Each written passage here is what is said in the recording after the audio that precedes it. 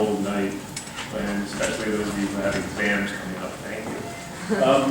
So I'm going to talk a little bit tonight about the Freedom from Religion Foundation's goals and how we are accomplishing those goals. Specifically, we work to do two things. We work to educate the public about matters of non-theism, what it is to be an atheist in this country, or an agnostic, or a free thinker, however you label yourself. And the second thing that we work to do is to uphold the constitutional principle of the separation between state and church. And that is kind of the legal wing of FFRF, and that's mostly what I'm going to focus on today. So we're basically building and defending Jefferson's Wall. Right? That is the goal of the attorneys at FFRF. And tonight I'm going to go through kind of a list of FFRF's current cases that we have, and then we'll sort of break those cases down into 4 different types of cases that we bring, and then we'll look at some representative cases under each of those 4 categories and discuss them more in depth. And I'm going to end on a very big victory that FFRF just had at the end of November in district court right here in Madison, where we got the Parsonage Exemption overturned. So we'll talk kind of a little more in depth about that one. There's a lot of bad information going around in the media right now about that, so I thought it'd be a fun thing to talk about. And in honor of The Hobbit coming out tonight, and all of you AHA members who are going to see it this evening, and in a misguided attempt to make some bland legal themes come alive, I've themed this presentation with Lord of the Rings stuff, so I apologize. I went a little overboard, right? So this is a list of some of the cases that we have going on right now. And if you were to read this list carefully, 4 types of cases would come out. You have your typical Establishment Clause cases. These are nativity scenes, Catholic shrines on public property, government prayer, and these are things that we challenge under the Establishment Clause of the First Amendment or under state constitution Establishment Clause.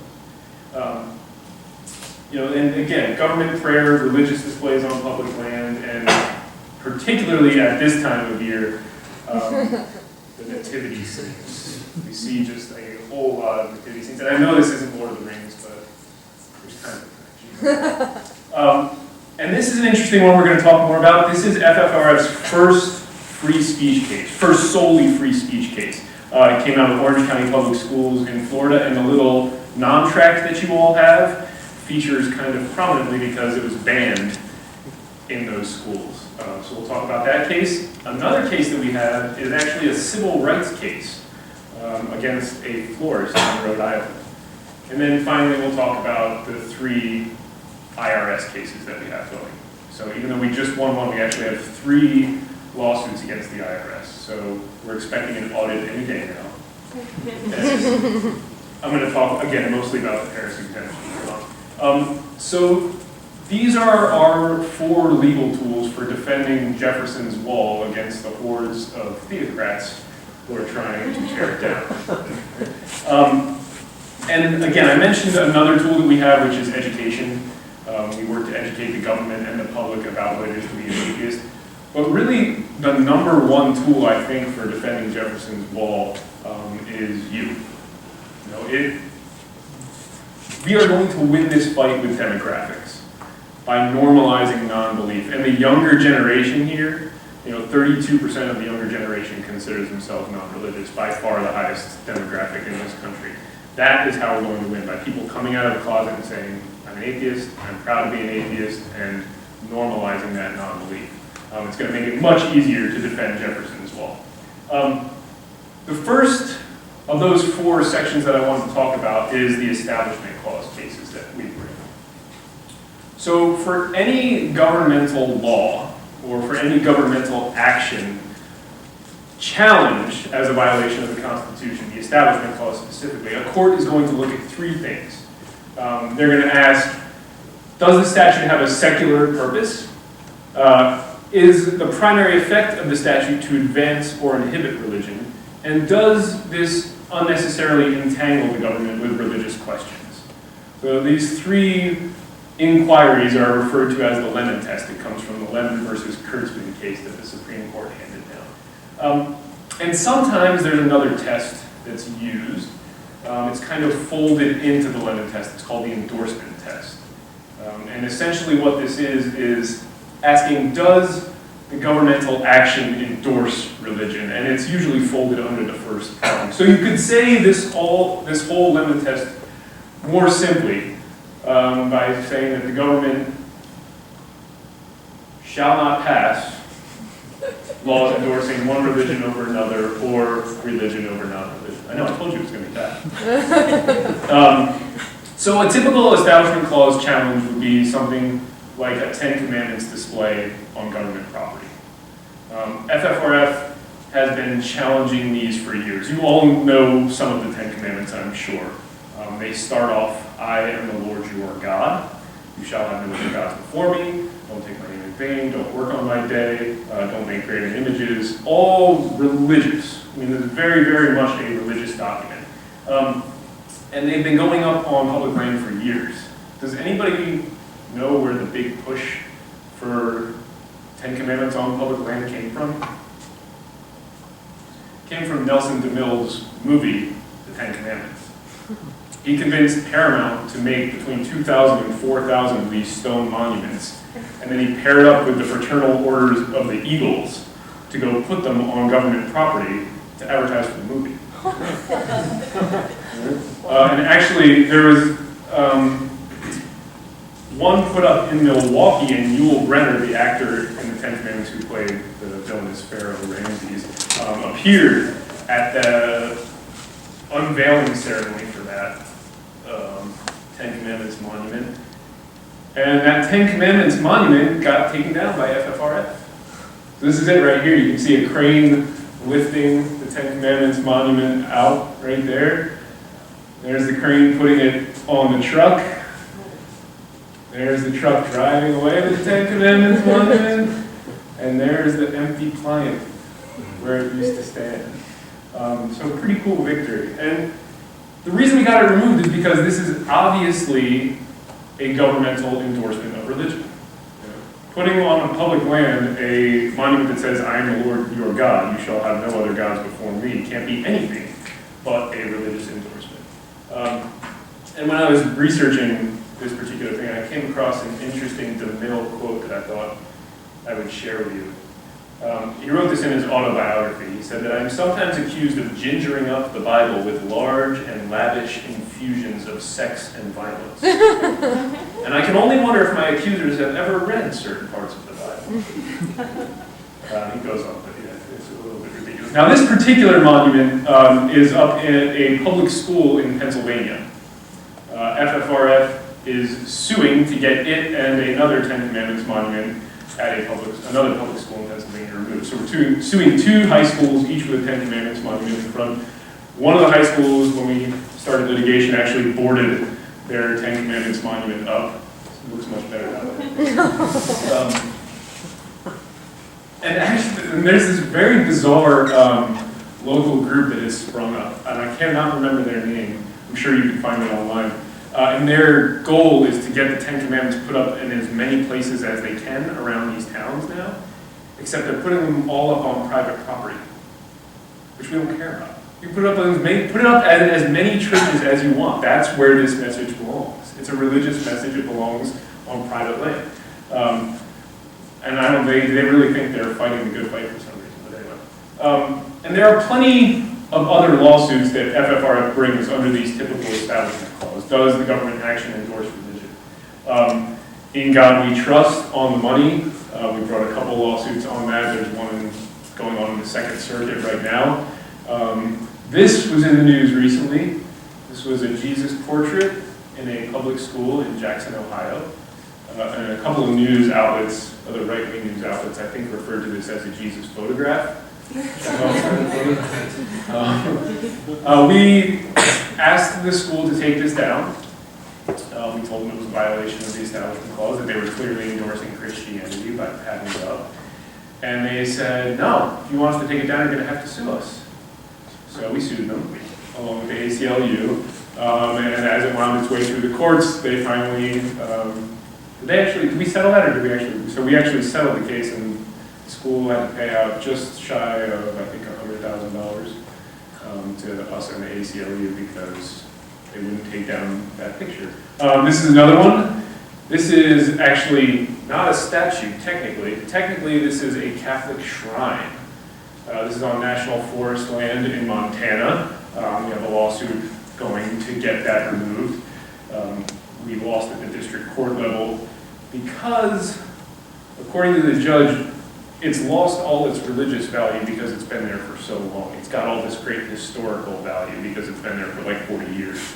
And actually that rationale, the idea that a constitutional violation has been around for so long that it's acceptable, is bleeding into other areas because it stems from this right here, which is government prayer.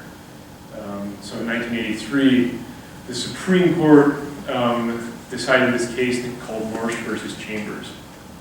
And Ernie Marsh, a legislator in Nebraska who's a non-believer, challenged their practice of having prayer before every single day's meetings and events. And the Supreme Court said, hey, we've been having prayer since before our nation was founded, since before the First Amendment was written, so we can go ahead and keep having it. Basically, they just said the First Amendment doesn't apply to this particular action because it's been going on for so long. If you stop and think about that for a minute, it's a ridiculous decision. I mean, if you apply that rationale to other things like slavery or segregation or women's rights, you can see very quickly where our society would be. Anyway, we wrote an amicus brief on a government prayer case that is before the Supreme Court right now, asking them to overturn that decision. We also filed a lawsuit in Pismo Beach, California, under the state constitution on government prayer. And then we also have a lawsuit against a school board in South Carolina because before each one of their meetings they say a prayer. So government prayer is kind of a big issue. And again, these all break down into governmental endorsements of religion. When you're praying to Jesus for guidance before every meeting, it's pretty clearly an endorsement. You're pretty clearly aligning yourself on one side of the religious debate. Now, very occasionally, FFRF fights these kind of non-governmental impositions of religion. How many people know Jessica Alquist? Okay, so for those of you that don't know Jessica Alquist, young high school student in Cranston, Rhode Island.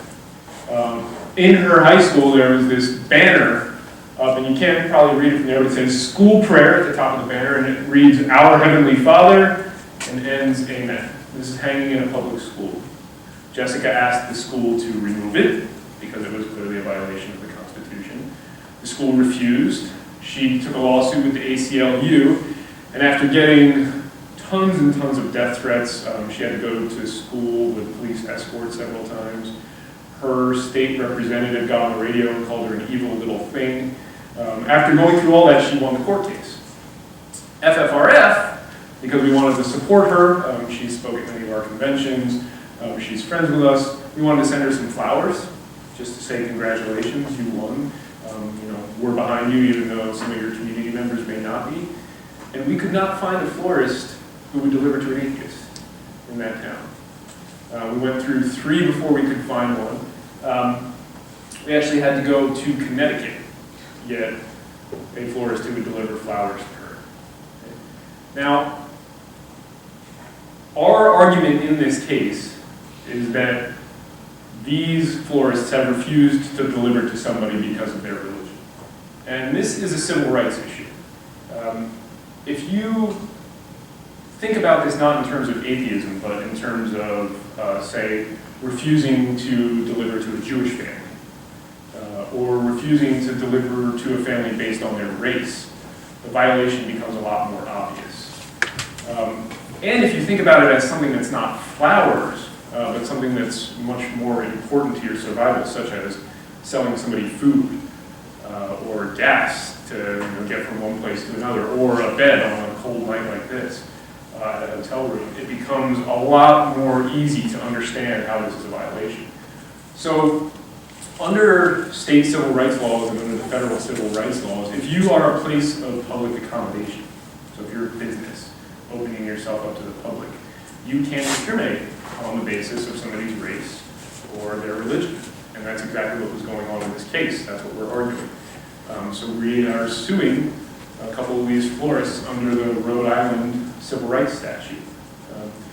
And incidentally, the Civil Rights Statutes go back to fighting segregation. And they're still very much under attack today.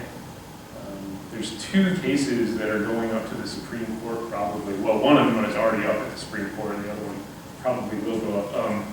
In Colorado, a baker refused to bake a wedding cake for a gay couple, and the gay couple claimed, hey, that's a violation of our civil rights, and I think the district court just agreed with them because he's a baker. He doesn't get to decide, no, I'm not going to serve you because of your religion or your sexual orientation or your race.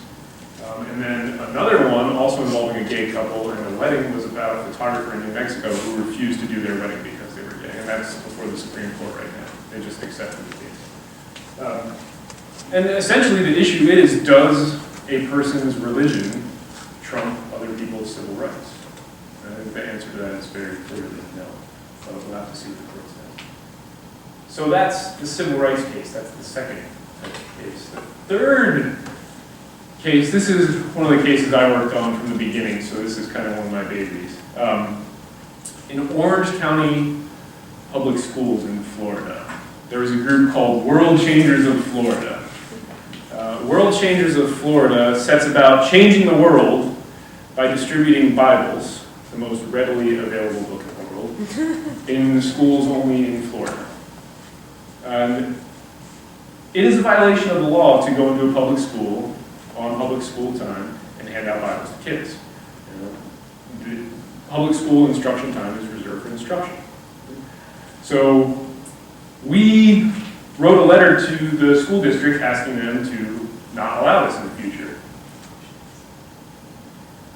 And the school district said, well, actually, we'll allow anybody to distribute anything they want, including you guys if you want to. Right? So this group, the World Changers of Florida, let me read this to you.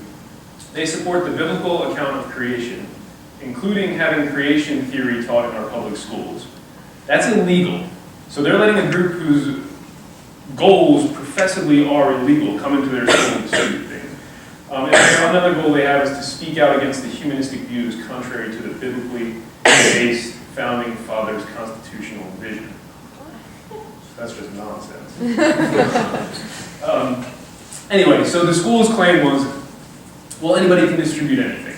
Right? So what they've done there is they've said, essentially created what's called an open forum. And an open forum is an area where the government says anybody can come in here and use their free speech rights to speak however they want. So we said, okay, fine. We'll distribute our own stuff. And we pulled together as much literature as we could, including the pamphlet that I passed out. We contacted other atheists and humanist groups and said, hey, we're going to distribute stuff in this public school. We're going to test this forum. Would you like to send us stuff? A lot of different groups sent things in. And I would just like to point out how short-sighted it is of World Changers of Florida, this strategy that they have. Again, the Bible is the most readily available book in the world. You can get it for free at any hotel, go to any church, and I'm sure they will willingly give you one for free. But how hard is it for a high school student to get information from the Secular Student Alliance about how to form a club? Or about the Freedom from Religion Foundation, or to have their beliefs challenged in rural Florida. So it's a little bit short-sighted. But so we gathered all this atheist literature together from all the groups, and everything's going to be great, right? Because we're going to be allowed to distribute anything we want. Except the public school said, you actually have to submit your stuff to us first for approval. Right? So they approved this book, the Bible, without ever reading it, without ever cracking it. They admitted in the court documents that they didn't vet the Bible whatsoever. And then they prohibited all this stuff. Okay? Now, we submitted 9 non-tracts. You have a non-tract in front of you. 5 brochures, 5 books, and 1 essay. Now that may sound like a lot compared to one Bible. But you also have to remember the Bible is not one book. The Bible Bible is 66 books rolled into one. And it's, you can't tell in this one, but if you've ever opened the Bible, it's printed in tiny print on that onion skin paper. If it were printed like our materials were printed, it would be something along the lines of 1,950 pages. And our materials were only 1,184 pages. So significantly less material that we wanted to distribute, and still they censored a lot of it. But the amazing thing is why they chose to censor this. So this book right here is Robert Price's book called Jesus is Dead. They censored this because the claim that Jesus was not crucified or resurrected is age inappropriate for the maturity levels of many of the students. So this book, which claims that an innocent man was tortured to death and then rose zombie-like from the dead 3 days later, is perfectly acceptable. But claiming that that might not have happened is not acceptable. Sam Harris's book, Letter to a Christian Nation, they really did not like this book. They prohibited it for a number of reasons. The one that I've chosen to highlight here is because the book described the sacrifice of virgins, the killing and eating of children, the feeding of infants to sharks, and the burning of widows. Because human sacrifice, cannibalizing children, feeding children to wild beasts, and burning people alive never appears in the Bible. I mean, human sacrifice is about as common as you can get in the Bible. Jephthah actually sacrifices his virgin daughter, the exact thing that they're complaining about.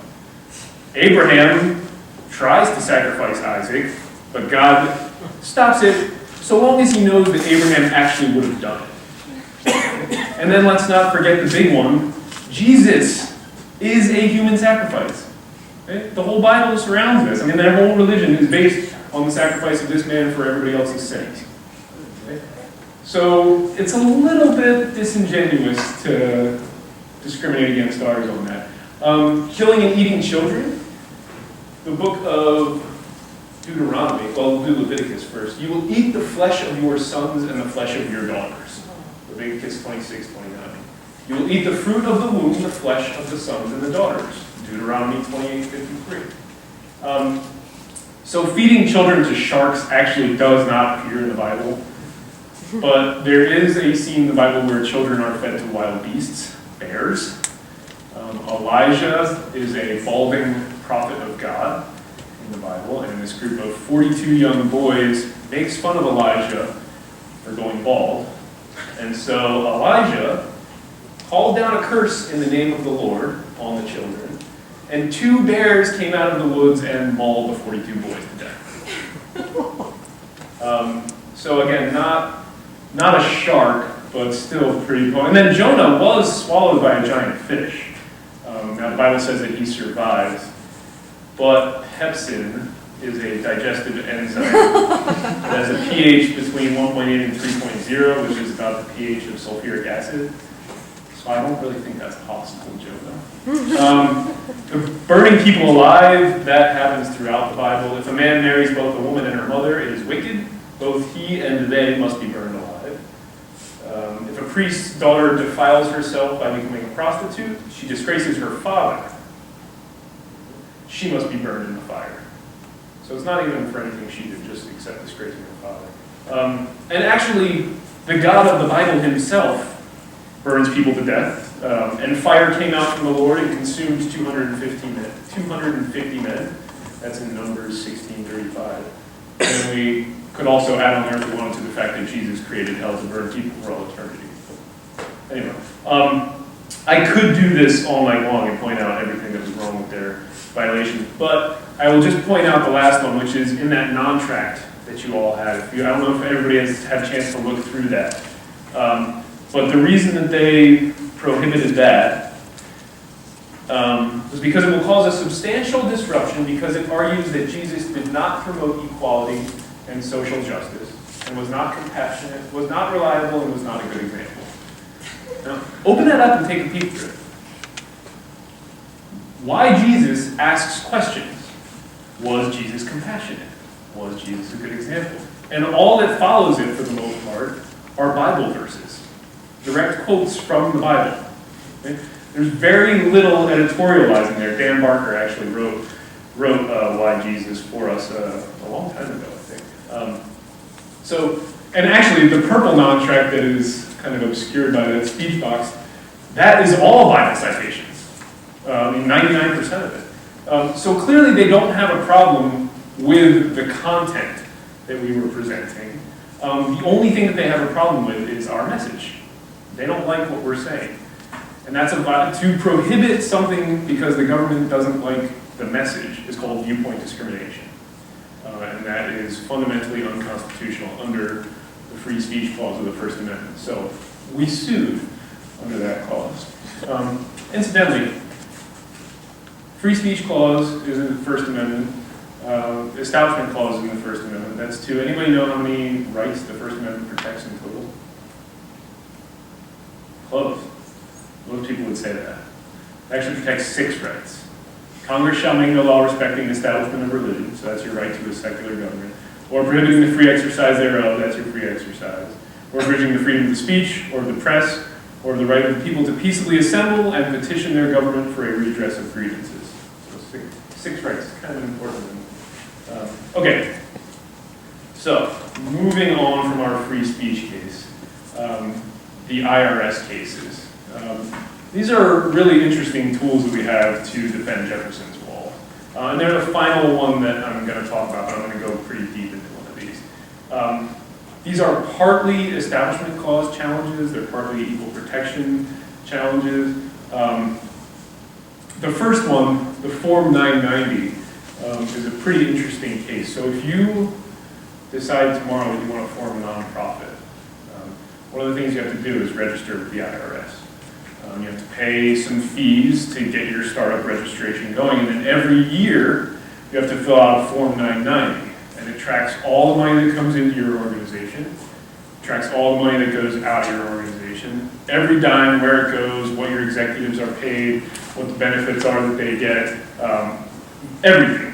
FFRF has to hire an accountant and an auditor to do this for us to make sure that we get it right. So it's a very, very onerous requirement. And churches are exempt from it.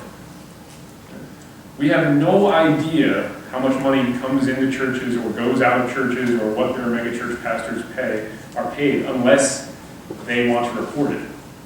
Right? Churches are not required to file any of those forms. They don't have to pay any of the initial filing fees. So FFRF filed a lawsuit saying that is discrimination. You're treating religious groups differently than you are treating regular secular nonprofit groups. You're putting a burden on us that you're not putting on those religious groups. So we're arguing that that's a violation of the law. American Atheists also filed a lawsuit on that. The electioneering lawsuit is our second lawsuit. I'm actually taking these in reverse order. But the electioneering lawsuit is also kind of dealing with the nonprofit status here. So if you're a nonprofit, 501c3, you are not allowed to endorse political candidates. Okay? I can't stand up here as an FFRF staff member and say, everybody vote for Joe Schmo for X office. And I'm not allowed to do that. If I wanted to do that on my own time as a private citizen, I would be free to. But that same rule is for churches. If you're a pastor, you can't get up in the pulpit and tell people to vote for so-and-so. Right? And keep your tax-exempt status. You can do it if you want, you just have to pay taxes. So it's an either-or type question. And the IRS has not enforced that rule against churches for more than 4 years. The person who was supposed to be in charge of that office, that position has been vacated and the IRS has refused to fill it since 2009. So churches are basically kind of getting to do what they want. And one religious right group, ADF, whose initials stand for Alliance Defending Freedom, a name that George Orwell would have been proud of, is organizing these pastors around the country to do what they call Pulpit Freedom Sunday, another name Orwell would have been proud of, where they endorse political candidates from the pulpit to try to tempt the IRS to sue them. And the IRS hasn't done anything. So, we filed a lawsuit on that. And then, the final one, the Parsonage Exemption. This is a pretty convoluted area of law. Tax law is super boring anyway. But this is the one that I want to spend the most time on because we just got a really big victory at the last week in November. So, Parsonage Exemption involves ministers of the gospel and the free housing that they get. Free housing that you essentially are paying for. The Parsonage Exemption, well, let's start here. Taxes suck, right? They're boring, it really sucks when you have to pay them, but I'm going to try to keep this simple. I may oversimplify it, so if you have questions, you can ask them later. But Ben Franklin, the only two things that are certain, death and taxes. Everybody pays income tax. Okay? Certain things don't count as income though. Okay? So if you're a student and you work at a bar as a bartender and you make $5,000 that year, that's income. But if you're taking out $10,000 in student loans, that's another $10,000 that you've received. So you've received a total of $15,000 for income, right? But the government's not going to count that $10,000 of student loans as your income. So your taxable income is only going to be $5,000. Right? Make sense? So some of your income is not really income. It's excludable or deductible. The Parsonage Exemption is very similar. So Congress passed this law, 26 U.S.C. 107,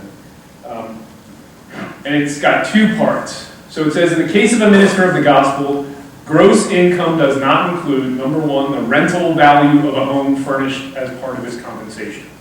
Okay? So this means if the church owns a house out behind the church, and they let the minister live in that, rent-free, they're essentially giving him a benefit of the fair rental value of that house. So if it would normally cost the average citizen $400 a month to rent that, they're essentially giving him that $400 a month, and he should be paying income tax on it.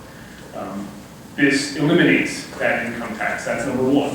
Okay? FFRF didn't challenge that because we didn't have standing to it, which I'll talk about in a little bit. We did challenge number two right here. The rental allowance paid to him as part of his compensation. Okay? So if you are an ordained minister of the gospel, your church can pay you, let's say, $50,000 a year and designate that as a housing allowance.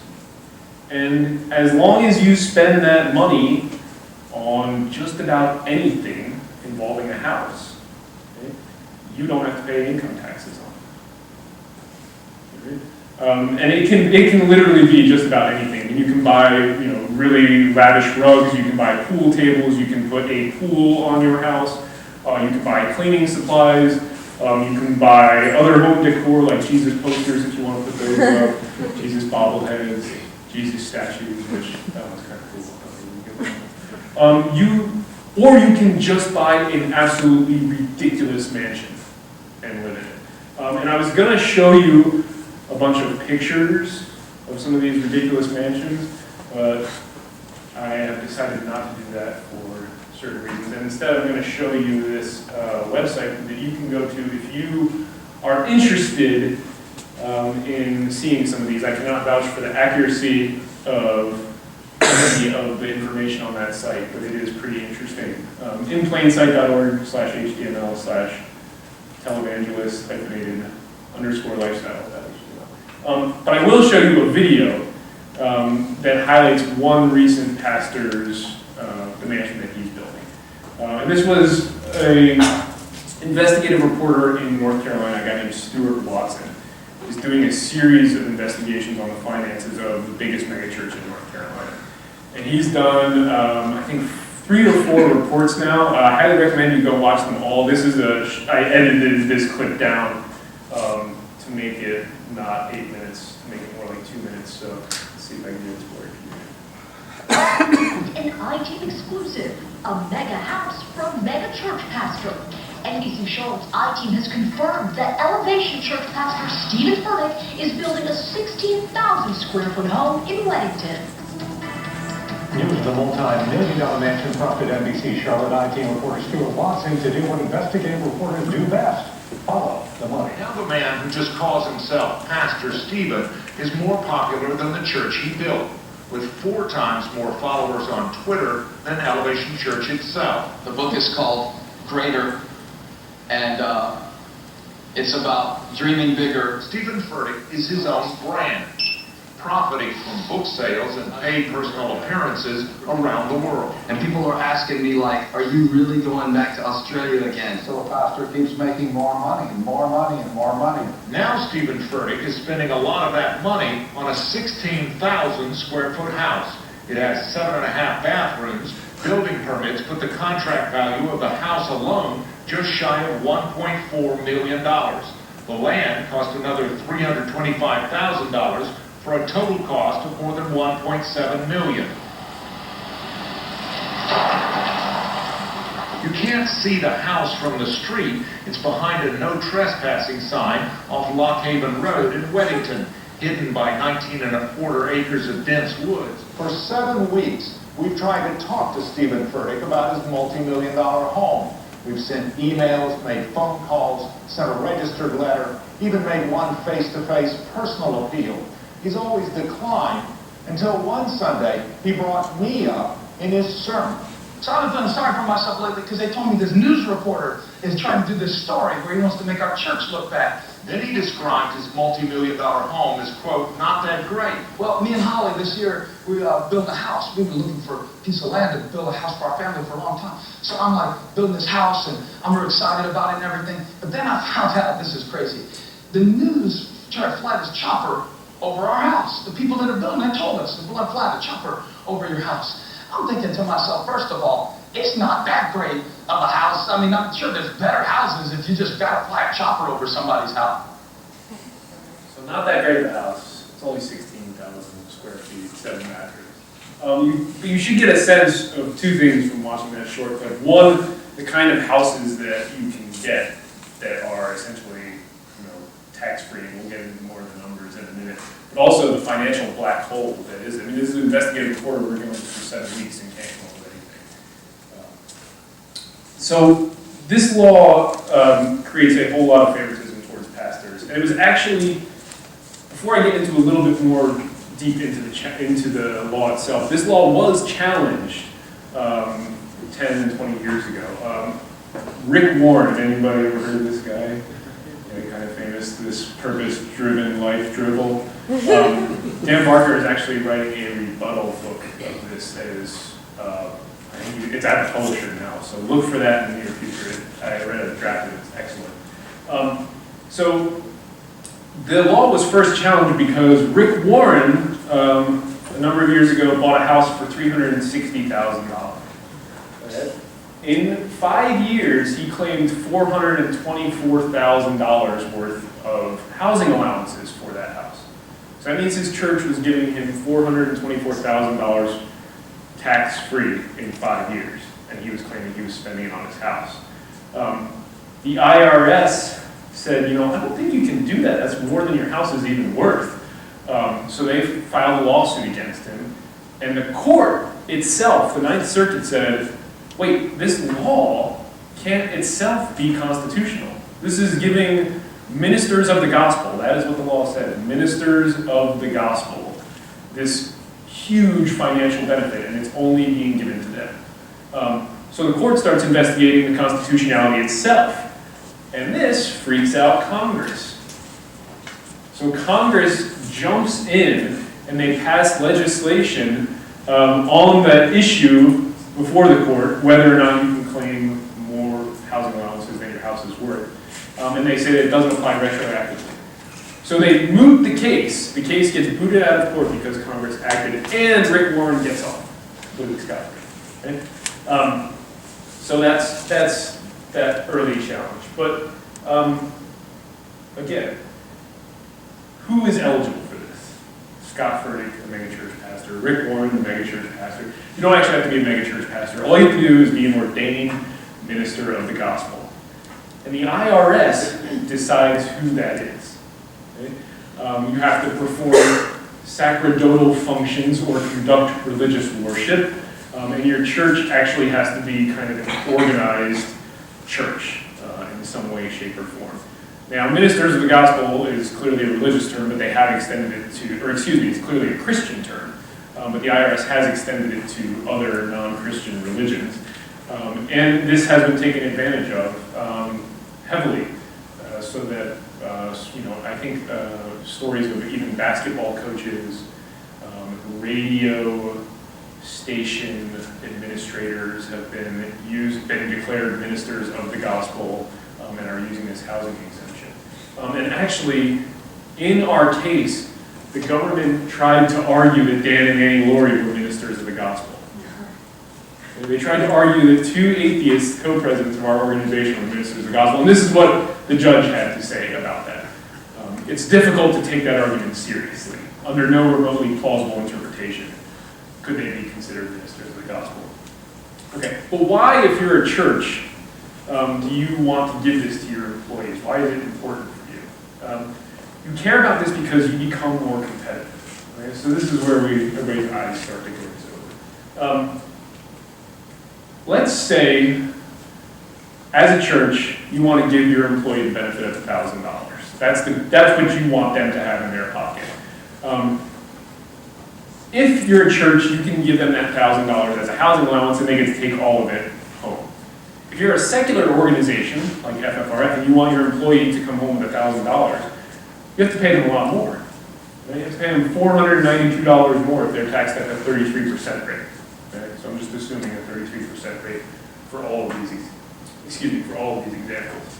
So you have to pay them almost 50% more so that they can take home that same benefit as the pastor. And then that's almost $13,000 more a year. So churches get to be far more competitive than their secular counterparts. And that doesn't just include things like FFRF, but that includes things like the Red Cross.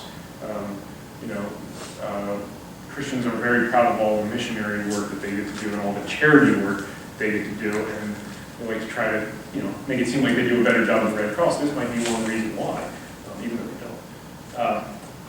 Okay, but obviously they're also beneficial to ministers too. So if you're the individual and you're taxed at the 33% rate, and you're a pastor, you get to take home all that money. But if you're a poor secular organization, Andrew, you get to take home a small fraction of that money. Right? And then the final thing, and this is the part that is the most infuriating, is that they don't just get to avoid paying taxes, but they actually get to double dip. So they actually get a benefit on your backs as taxpayers that is greater than what the church pays them. And they get to do that because they can also deduct their mortgage payments from their income.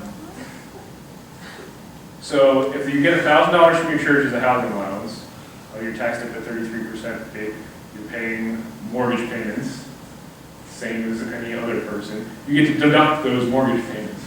So your $1,000 actually becomes $1,111, which means that we are making up that difference every single year. And it should be noted that even without this double dipping, a tax break is the same as a tax subsidy. Because the churches are paying less in taxes, every one of us is paying more. The government needs X dollars every year. And if churches aren't going to pay 1% of X and pastors aren't going to pay 1% of X, that 1% is made up by everybody else. So, you should be outraged about that. So FFRF's Executive Council, to challenge this law, we gave Dan Barker and Annie Laurie Gaylor, our co-presidents, a housing allowance. We gave them an annual housing allowance. But like secular organization Andrew in our examples, because they are not ministers of the gospel, they can't claim that housing allowance. They are not ministers of the gospel. They don't perform any sacerdotal functions. They're not part of any organized church. Now, does anybody know the importance of why FFRF gave Dan and Annie Laurie a housing allowance? Really unfortunate legal, not fiction, but this legal principle called standing. So standing it's a legal doctrine, and it's supposed to ensure that parties litigating cases care enough about the outcome of the case, and they're impacted enough by the outcome of the case that they're going to fully litigate it. So our legal system is an adversarial system where two sides battle it out, not to the death, but to the legal death, and courts determine where the appropriate response is. So you have to have two sides that really care about the issue. And standing is a way to kind of ensure that. There's kind of a few different prongs to it, but basically, the easiest way to think about it is you have to be injured. Okay? So when FFRF won its National Day of Prayer case, the court declared that the National Day of Prayer was unconstitutional. The higher court, the circuit court, said you don't have standing to challenge that because you're not injured by that National Day of Prayer proclamation. They can't make that same argument in this other case, the Parsonage Exemption, because Dan and Annie Laurie are getting a benefit that they are not able to claim because they are not ministers of the gospel. Okay? And I should note that standing has just been warped now so that courts can avoid making unpopular decisions, politically unpopular decisions. Anyway, okay, so remember the Lemon test? We talked about this at the very beginning. A law has to have a secular purpose. It has to have a primary effect that doesn't advance religion, and it can't have an excessive entanglement with religion. If the law or the government action fails any one of these prongs, it is unconstitutional.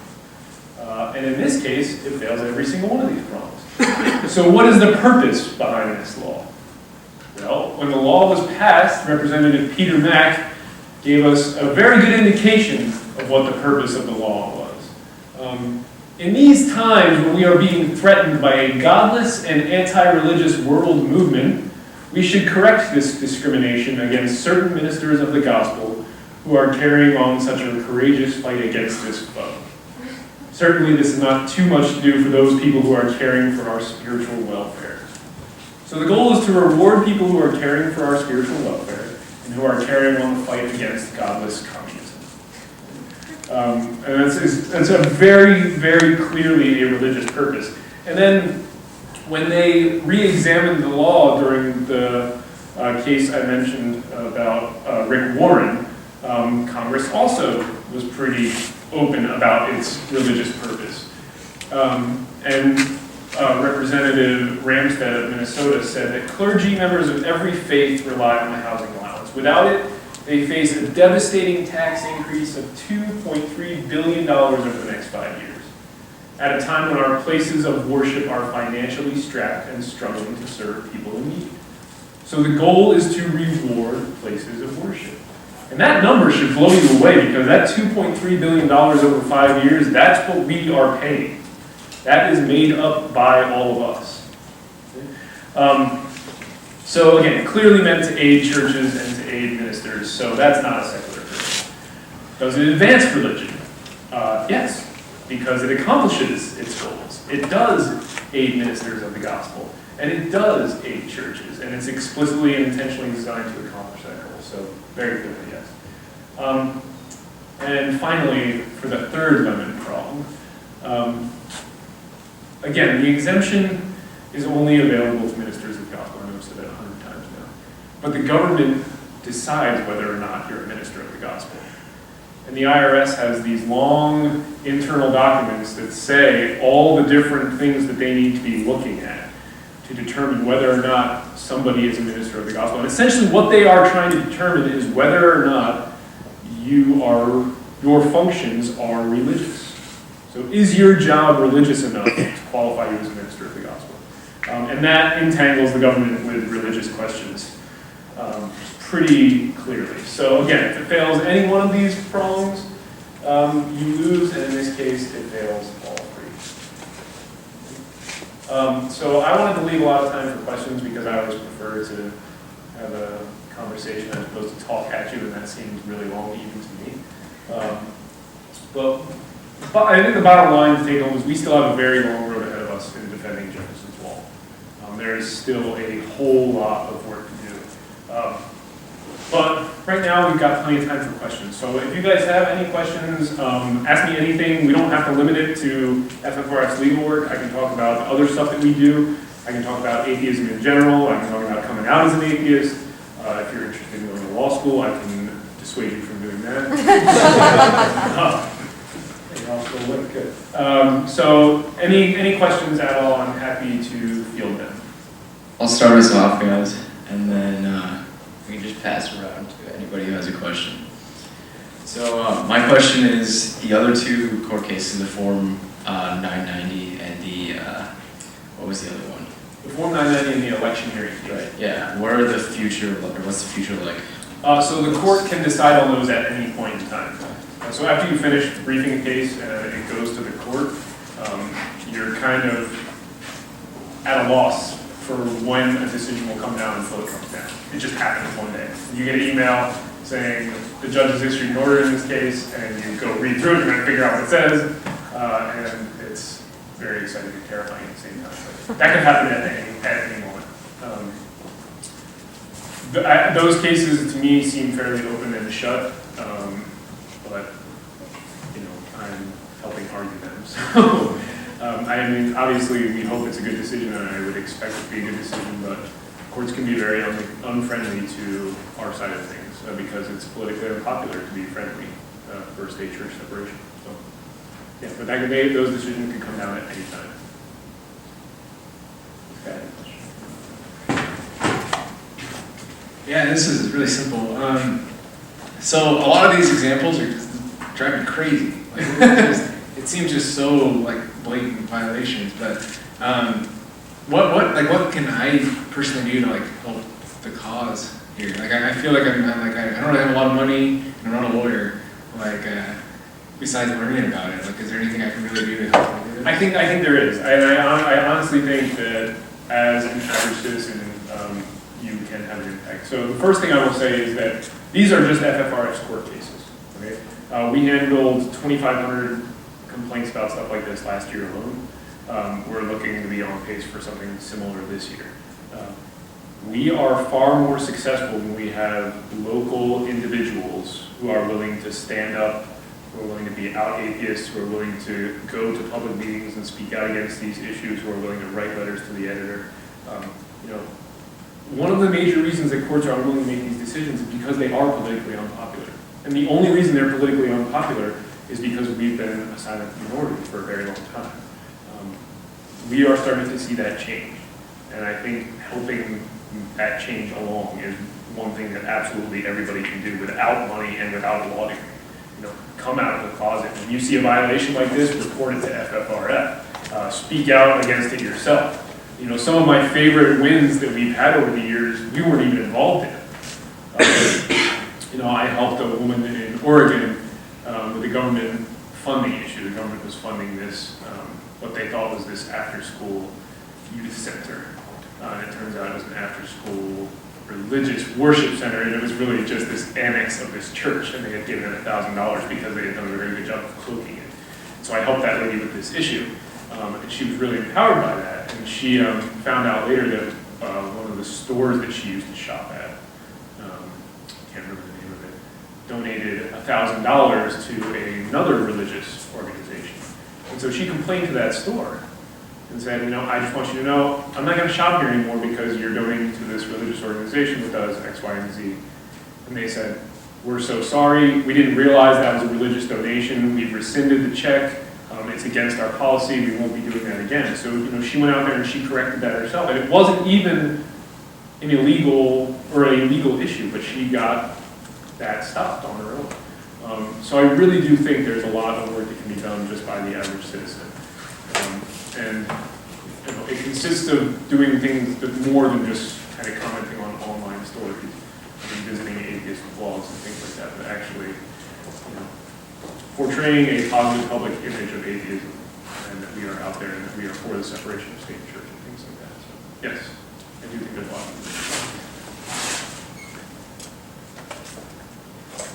I'm just curious, what does the opposition say? Like for the Parsonage example, it's very obviously unconstitutional.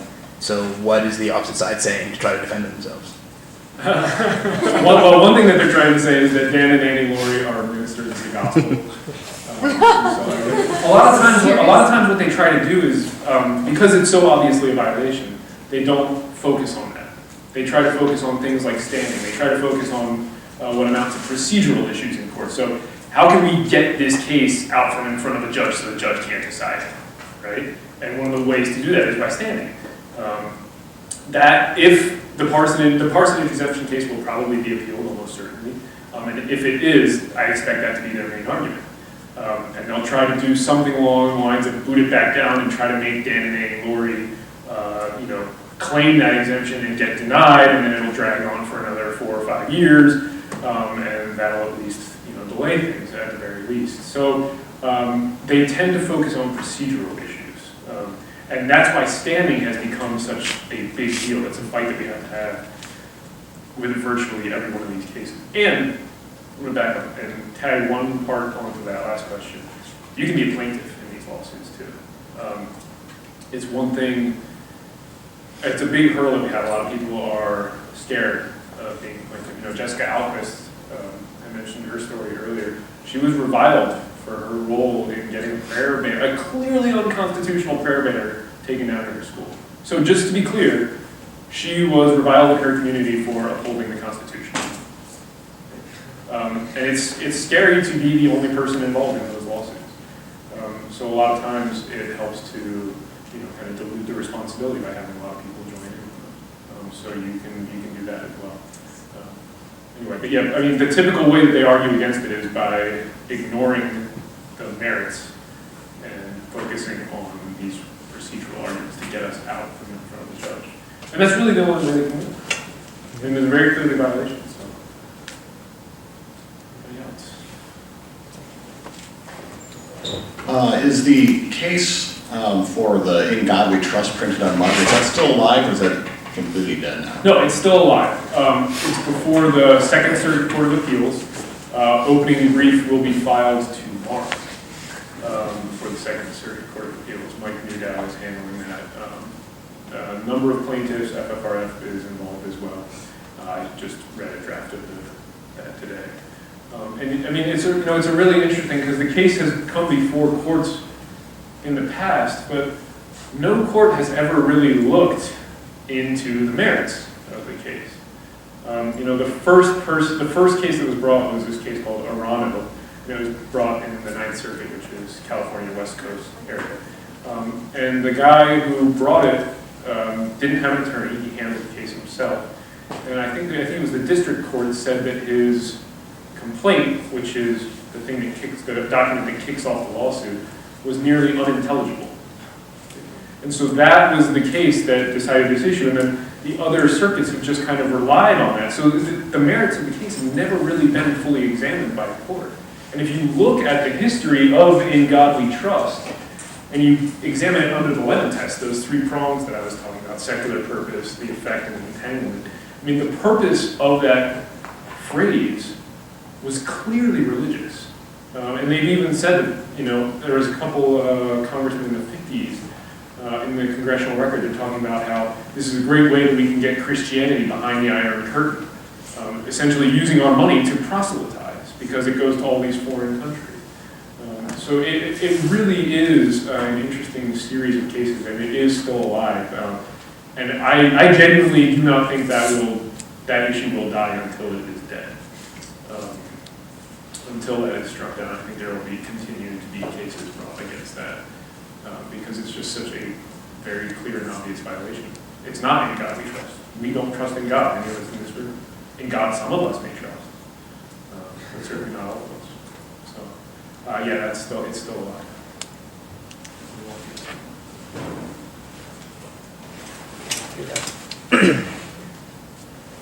This might be like ignorance of the political system, but I know that Supreme Court judges are appointed for life. I don't know about the lower courts judges, but if they're not elected, why are they afraid to make politically unpopular decisions? No, that's actually an excellent question.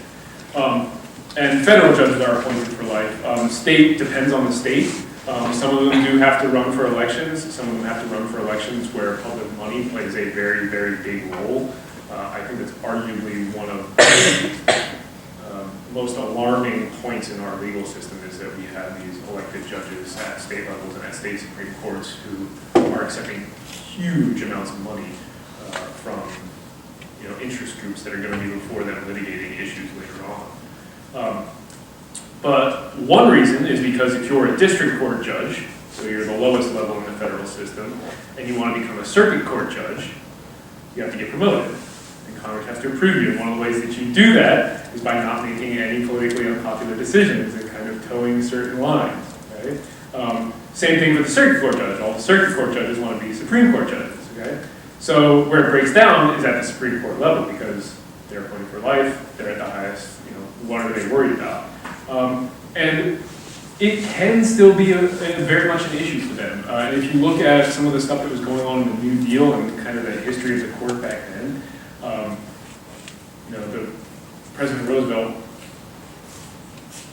he put a lot of pressure on the court to uphold many of the New Deal programs by saying that he was going to pack the court. The court packing plan, you could probably Google that and learn more about it. But essentially what it was is, if you don't start deciding things my way, I'm going to put 5 more judges on the Supreme Court because that number is not set in the Constitution.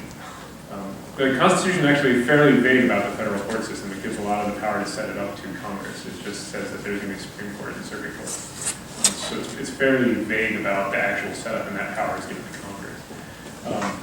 So that's one reason. And another reason, I think, is that they don't have the power to enforce their decisions. Okay, so under our system of government, you have this separation of powers. And the court cannot enforce any of the decisions it makes. So one of my law professors once likened the Supreme Court to being the last person in on a tackle, on a pile of tackle, right? So everybody else is already tied. The guy is definitely down, and then they run in and jump on top. And I'm like, hey, we did it, right? Historically, they like to make very, very safe political decisions. And I think part of the big reason is because they don't have the ability to enforce those. And they run into problems with that in the past.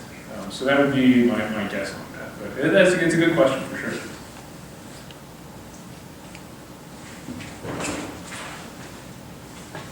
So even if, like, when your cases are some of the religious things in government are obviously in violation of the Constitution, but if they're put down to the courts due to like corruption or personal bias, where do you go from there?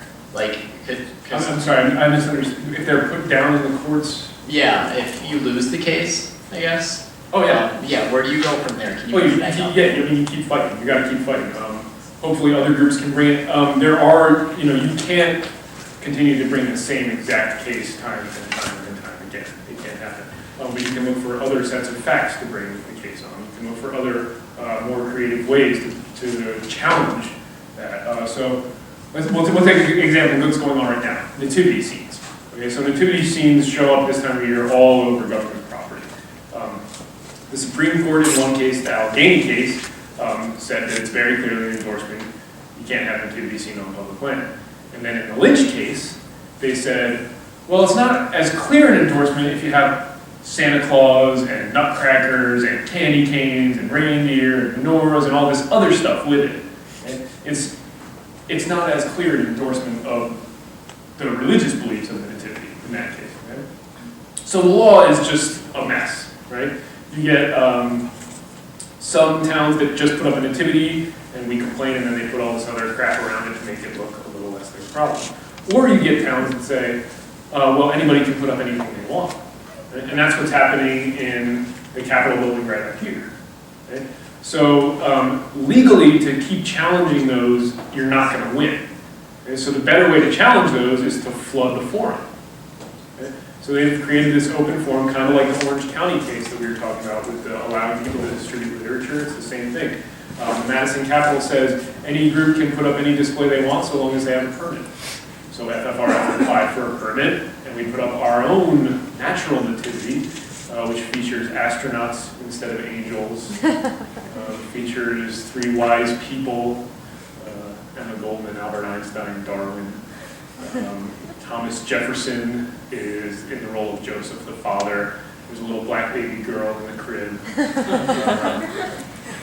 Venus is screaming, "It's a girl." Mark Twain's on the sideline smoking a cigar saying, "Faith is believing what you know ain't so." And that's up in the Capitol that you can see right now, right next to the nativity scene. In Tallahassee, Florida, we heard nativity scenes going up. I did a bunch of investigation, found out that they've created an open forum. I got a permit for us to put up our own banner, which is another national nativity scene we have, which features some of the founding fathers around the crib with the Bill of Rights in it, and the Statue of Liberty shining her light on the Bill of Rights. And another activist in Florida decided to erect a Festivus pole made out of PBR beer cans right there in the Tallahassee Rotunda. Now the Satanists have asked for permission to erect a display, and another humanist group and another atheist group have asked for permission to erect a display. So the legal arguments are not that strong because the Supreme Court has diluted it and upheld it, but we're still finding ways to fight it anyway.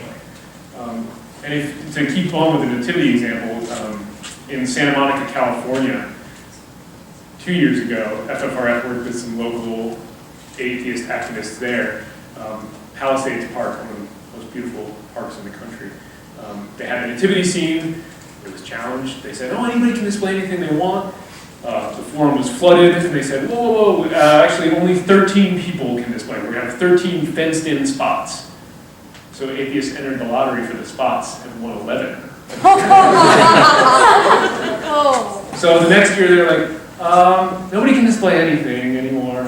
They closed the forum. So we got what we wanted. It just took a long way. The nativity scene is no longer there. Right? But nobody else's messages are either, which is what we wanted in the first place. The same thing happened in Loudoun County, West Virginia. They opened it up for everybody. There was a crucified Santa, flying spaghetti monster, all kinds of stuff, and so they shut down the forum. So there are other ways to challenge it that are legal and that test the limits of legality without taking these things to court. So you just got to start getting creative. And do you want to talk about yours? We haven't announced it yet. Sorry, should Go for it. AHA is going to be putting up its own display in the Madison Capitol, and I got a little sneak preview of it before this talk, and it's amazing. So look for that in the very, very near future. Hopefully Monday at the latest, right? So yeah. Also joining in the open forum. So there are plenty of ways to fight it without actually going to court. A couple of you. I can talk really loud. So one of the arguments that I've heard against FFRF is that you're just litigating all these silly things and that they're not important, and it's just sort of rude and like, oh, those atheists, they're just being jerks. So how do you counter that attitude? So actually, I just gave a whole talk on that at the FFRF convention. They try to trivialize what we do. So I entitled the talk "Why We Need to Sweat the Small Stuff," because it really is important. And to kind of put it in a nutshell, these violations are used to uphold bigger violations. So "In God We Trust" shows up in dicta, shows up in just court like the court assumes that "In God We Trust" is constitutional. In all these other cases, it helps to uphold more egregious violations like government prayer by saying, like, look, we got "In God We Trust," and when the court crier walks in, he says, "God save this honorable court." That can't be unconstitutional, can it? Without ever actually looking into the merits of that question, they just kind of assume these things. So the small violations do lead to larger violations. That's a fact, and I can show it to you in the case law. And the second thing to note is that the smaller violations are symbolic. So if we go back to the nativity scene example again, why is that nativity scene on public land? Why is it on government land? Why is it in the Capitol Rotunda? It's in there because they are trying to co-opt the power and the prestige of the government for their religious message. Right? They don't want to put it up on the church that's next door to the Capitol because everybody expects to see it there. They want to use the power of that government building and the imposing nature of it and all the prestige that comes with it and the prestige that comes with being part of we the people to deliver their message. One Supreme Court case said they want to use the machinery of the state to deliver their message. And that's why they're doing it. So one of the best ways to going back to this is to dilute their ability to do that by having all these other messages endorsed. But maybe you can link to it if you put this video up. It is a very good question, and it is incredibly important to fight each and every violation of the Constitution, and particularly the Establishment Clause. James Madison said that it's not the sudden, I can't actually, I'm not going to go there because I can't remember the quote exactly, but it's not the sudden imposition of a theocracy that we need to worry about. That's not going to happen in this case. It's the death by 1,000 cuts. It's the erosion of Jefferson's wall. That's what is going to get us in the end. So that's what we need to be fighting. So yes, it's an important question. I just had a quick comment. My brother is actually going to seminary school, and so I had a conversation with him where he actually brought up the case that you guys did with the Parsonage Exemption. And I was chatting and I was like, well, I don't agree with it because it's, advantageous to some people. And he's like, well, it's not fair because, pastors don't make a lot of money and they need that money for their housing. And I was just like, but that's not a reason that you should get the money. And it's, kind of going back to what she said, it's trivial as why are you picking on us, And so I guess my question to you is to me, that kind of thing is really frustrating. It's don't you see that that's not fair? And how do you deal with that in your work? I'm sure that happens to you a lot. Yeah, I think you do it by reinforcing that message constantly. You're absolutely right. Using a counterexample, taking everybody that works at FFRF, we work in a nonprofit, and nonprofit rates for salaries are not competitive with the private sector. But that doesn't mean the government should just give us a tax break because of that. If they want to give all nonprofits a tax break because they think that's a good thing to do, they can do that. They just can't limit it to just religious, right? It has to be a normal secular reason, the lemon test, the first prong of the lemon test, that they apply to everybody equally. To me, that's just a non-starter. You're going to have to pay a little more in taxes. You've been getting an illegal tax break for a long time. That's not a reason to keep getting it. It reminds, well, I won't go there.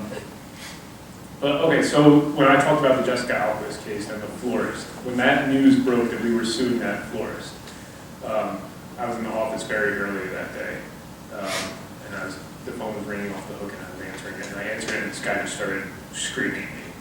How could you do this? I'm a small business owner. I own a florist shop in the Northeast. I can't believe you would sue this. It's outrageous. And he was yelling at me. He was very irate. And I took the time to explain to him what we were doing and why we were doing it. And I used the analogy okay, well, what if she was Jewish? Would you be okay with that? And what if it had been a black family that they refused to deliver to? Would you be okay with that? And by the end of what ended up only being a 5-10 minute conversation, he was, I'm so sorry. I didn't mean to yell at you. You're absolutely right. I can't believe I was so rude to you. Wow, I'm just really sorry. And he came around. You don't always get that immediate victory, but in these legal debates and in more the atheism debate, you can at least plant that seed, and hopefully it'll come back later. But whenever you're taking away somebody's toys or benefits that somebody has, they are going to feel personally robbed, and there's no way around it. But taking away an illegal government privilege is not harming it. It's just creating an equal playing field. So I don't buy that, unfortunately.